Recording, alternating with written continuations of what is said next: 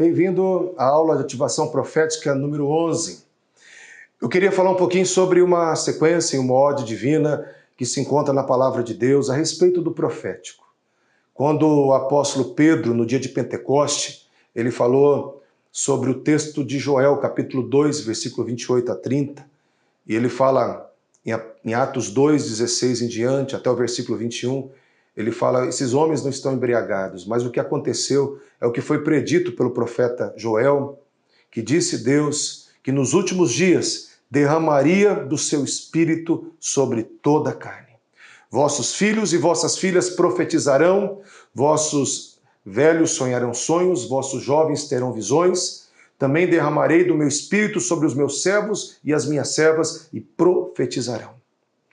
E mostrarei prodígios no céu e sinais na terra, sangue, fogo e vapor de fumaça. E todo aquele que invocar o nome do Senhor será salvo. Há uma sequência, há uma ordem divina. E eu creio piamente que aqui nós temos, nessa série de acontecimentos, nós temos 4 grandes ondas globais que o Espírito Santo está fazendo já sobre a terra. A primeira começou no dia de Pentecoste, quando o Espírito Santo foi derramado com a evidência das línguas. E houve um hiato de tempo, até na Rua Azusa, onde a W.J. Samuel, ele liderando aquele movimento, uniu de novo todas as classes, todas as cores, todas as raças, num momento onde o Espírito Santo veio com a evidência de línguas e o movimento pentecostal de novo renasceu. Renasceu do dia de Atos, renasceu novamente de forma global. Toda a igreja na face da terra teve disponibilidade para receber as evidências das línguas até hoje. O interessante é que agora, há alguns anos, o Espírito Santo tem inquietado a igreja para a segunda fase, a segunda onda, a segunda sequência dessa ordem divina, onde fala que filhos e filhas profetizarão, servos e servas derramarei do meu espírito e profetizarão. Um DNA profético. Essa segunda onda é a onda onde a igreja vai se levantar profeticamente, onde toda a igreja na face da terra vai ter disponível esse carinho, esse desejo, essa vontade de viver esse mover profético. E o Espírito Santo vai começar a inquietar e levantar os profetas em toda a terra, como já está fazendo em toda a terra. Você é uma pessoa que Deus está levantando. Deus escolheu os improváveis, os pequeninos, e Deus quer fazer essa obra através de você. E esse mover profético vai começar a amadurecer. Deus vai começar a trazer, dentro desse mover profético coletivo, geral, essa onda em toda a terra, vai começar a levantar pessoas com ofício de profeta. Pessoas que vão trazer direções de Deus, palavras de Deus, não só para a igreja, mas para a nação, para cidades. E onde essas palavras proféticas serão confirmadas. Elas terão precisão de acontecimentos, precisão de datas, e elas se confirmarão. Aí onde entra a terceira onda, que Deus fala que aparecerá prodígios no céu e sinais na terra, sangue, fogo e vapor de fumaça. O profético vai amadurecer. E não só dentro do meio evangélico vai ser conhecido os profetas e vai ser divulgado as profecias. E não só no meio evangélico vai ser confirmado as profecias, mas vai chegar o tempo que isso vai ser divulgado de forma pública, um conhecimento externo, e vai ser sinais para a nação, sinais para as cidades. E esses sinais se confirmarão. Deus vai levantar pessoas que vão trazer palavras e tempos e acontecimentos e tragédias e sinais nas circunstâncias. São as profecias dos atos de Deus na natureza, as profecias dos atos de Deus na circunstância. E essas profecias vão ter um paralelo. O acontecimento natural vai ter um paralelo com o espiritual. Sempre quando Deus faz algo natural, ele traz uma mensagem também espiritual. E nessa mensagem espiritual é onde que Deus vai sinalizar o começo de grandes coisas, o despertamento de grandes coisas que ele vai fazer na nação, na igreja ou em locais específicos. Por isso que a terceira onda vai ser a onda da profecia com os atos de Deus na natureza e na circunstância. Deus já está amadurecendo e levantando o profético. Deus vai levantar profetas autorizados, legítimos, e Deus vai abalar toda a terra numa onda onde a igreja vai conhecer um Deus que fala e as coisas acontecem. Onde o ímpio vai poder enxergar que o Deus que se move dentro da igreja está fazendo coisas grandes em toda a terra. Aí entra a quarta onda e a quarta sequência desse texto de Joel e desse texto de Atos, capítulo 2, agora o versículo 21, que diz: quem invocar o nome do Senhor será salvo. A quarta onda vai ser os incrédulos clamando o nome de Jesus por salvação.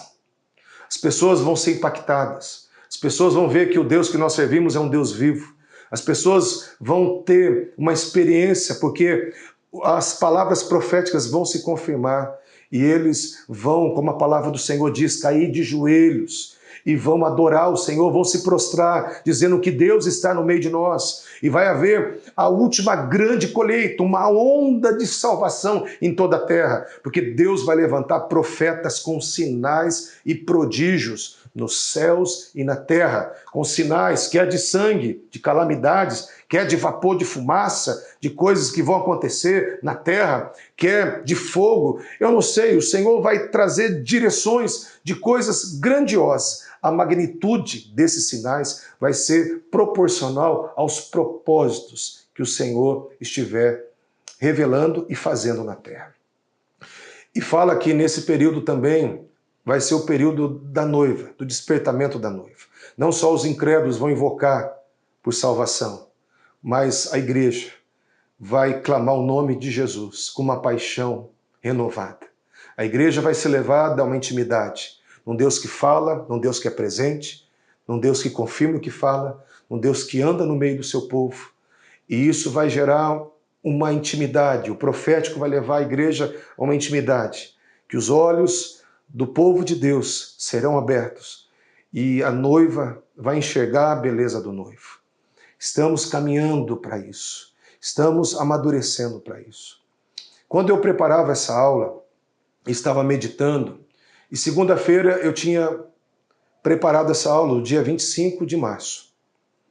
E eu estava aqui na igreja, na comunidade evangélica de Maringá, orando, e no final da oração eu percebi que tinha um áudio de uma irmã conhecida nossa lá de Maceió, Cristiane de Maceió. E ela me mandou um áudio de algo que estava acontecendo em Maceió que eu não sabia. E eu queria falar para vocês, só para confirmar algo que Deus está fazendo. Eu estava preparando essa aula sem ter uma noção nenhuma desse fato. E depois que eu preparei a aula, ela me liga e ela me manda uma mensagem dizendo assim: pastor, há 5 anos atrás você veio aqui em Maceió e profetizou.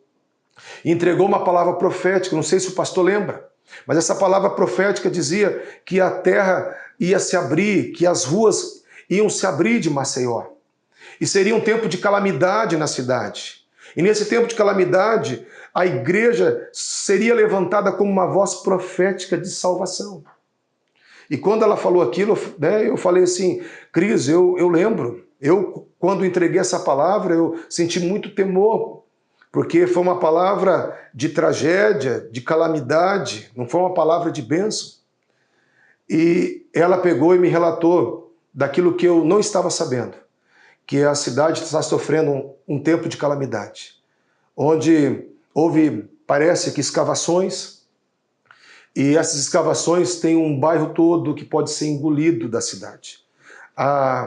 Já foi decretado um estado de calamidade, já foi pedido a evacuação daquele bairro, um bairro até nobre da cidade, que pode ser engolido totalmente. As ruas já foram abertas. E quando eu fui ver o noticiário, da mesma forma que eu vi aquela rua aberta, foi a mesma maneira que 5 anos atrás Deus me deu a visão e a palavra profética. E a igreja lá tem se levantado em oração, em estratégia para esse tempo, para eles serem a voz profética de Deus. Por que o Espírito Santo ele fez com que houvesse essa cristocidência desse estudo e desta palavra? Para trazer ao teu coração e principalmente ao meu coração que de verdade nós estamos caminhando para um tempo onde palavras proféticas serão confirmadas e palavras proféticas com atos de Deus na natureza que terão um paralelo espiritual para a igreja. Palavras que se confirmarão. E isso vai se tornar cada vez mais frequente e vai crescer a tal ponto que Deus vai começar a ser conhecido em toda a terra.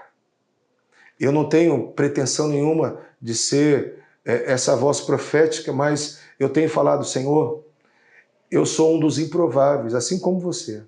Eu sou um pequenino, eu sou um caipira aqui de Maringá, mas eu entendo uma coisa, querido, que Deus precisa só de corações disponíveis e de pessoas que vão clamar para sair da mediocridade.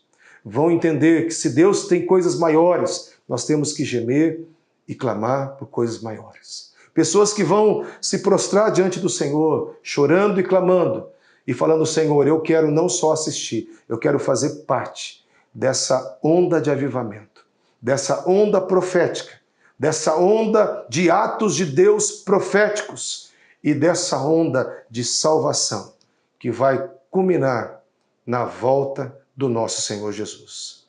Que Deus te abençoe. Amém.